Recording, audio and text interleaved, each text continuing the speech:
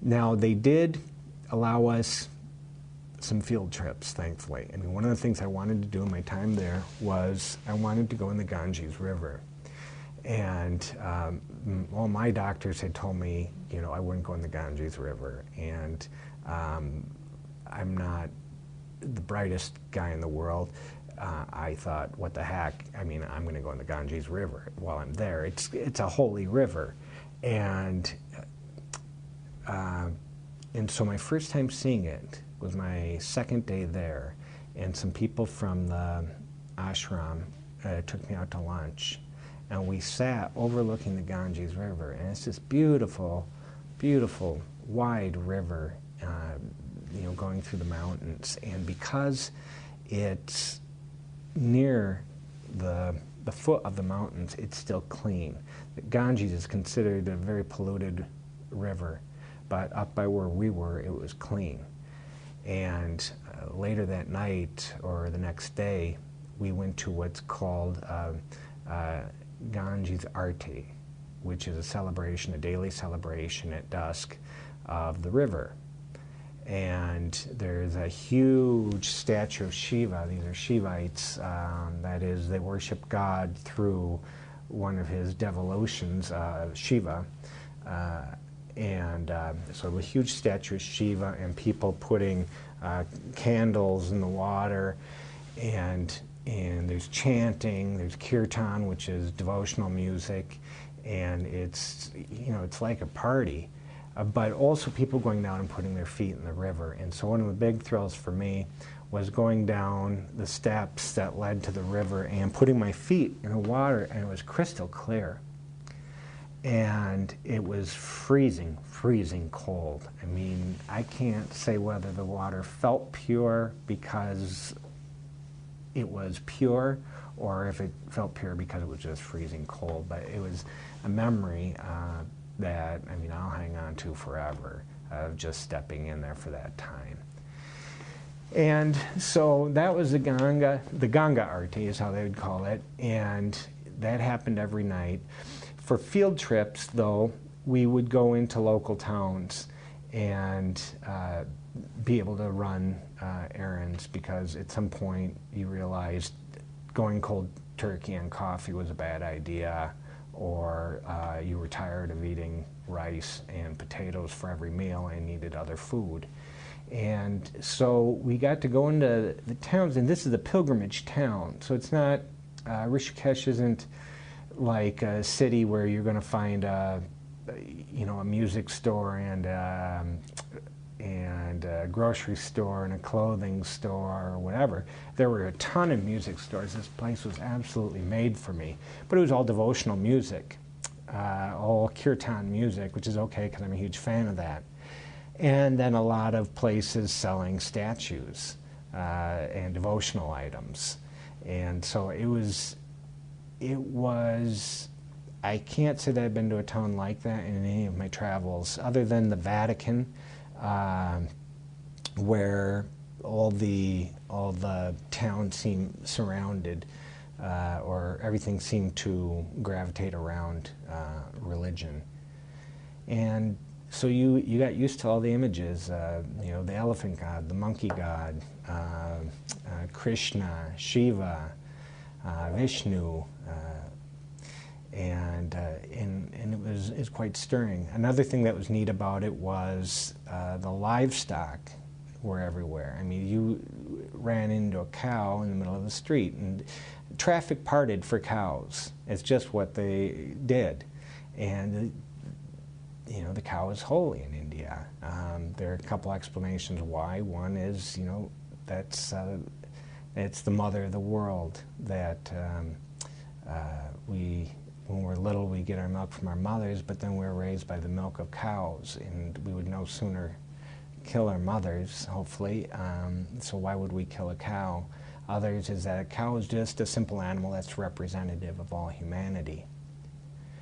So the cows are given free rein through town, as are monkeys.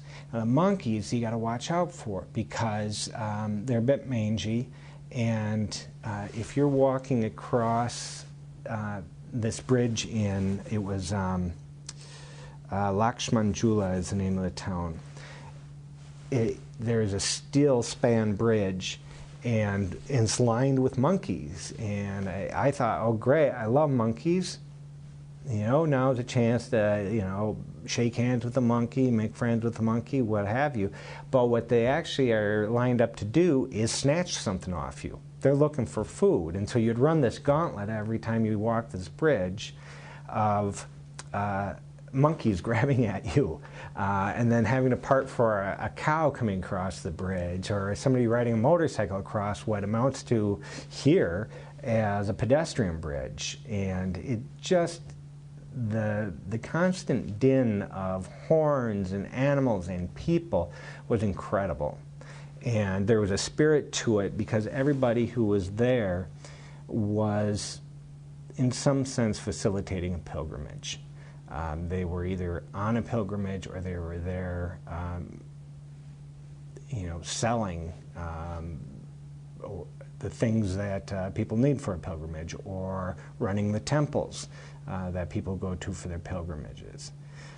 Rishikesh is rife with temples, and that's one of the trips we got to make during our studies, was a walking tour of area temples. And there are that many that you can make a walking tour of them. We even found one temple that had been unearthed from thousands of years ago. And at the base of that excavation point was what's called a Shiva Lingam. Now, a Shiva Lingam, it looks like this, and they're of all colors. They might be black, they might be gray, what have you. And what it represents, in a real crude explanation here, is this is God, and shapeless and formless. Ultimately, while people say that Hinduism is a tradition of 300 million gods, and it's not quite that many, they ultimately believe that Brahman, the ultimate reality, God, that thing that we have, the nexus, here's where the nexus between the individual soul and God comes into play, is shapeless and formless. It reminds me of in the New Testament, where I believe it's Paul or Peter comes up against the people who have a monument to an unknown God. And he says, I can tell you about that God, but it's different. Here they say, this is the known God. We just can't know much about this God. And so they represent this God as shapeless, actually a dome.